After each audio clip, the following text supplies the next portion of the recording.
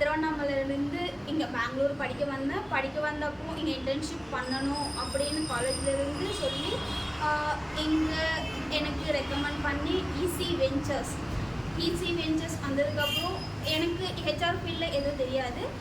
Again after I joining internship in Easy Ventures எல்லாமே எப்படி இருக்கணும், எப்படி ட்ரெஸ்ஸிங்ஸ் பண்ணணும், எப்படி பேசணும், எப்படி கேண்டிடேட் கிட்ட பிஹேவ் பண்ணணும், எப்படி செலக்ட் பண்ணணும், கேண்டிடேட்ஸை செலக்ட் பண்ணி அவங்களுக்கு என்னென்ன ஸ்கில்ஸ் தேவை, என்ன பார்த்து என்ன செலக்ட் பண்ணணும், அவங்க எப்படி பிஹேவ் பண்ணுறாங்க, எப்படி ட்ரெஸ்ஸிங் சென்ஸ் பண்ணுறாங்க, இதெல்லாம் தெரிஞ்சுக்கிட்டேன்.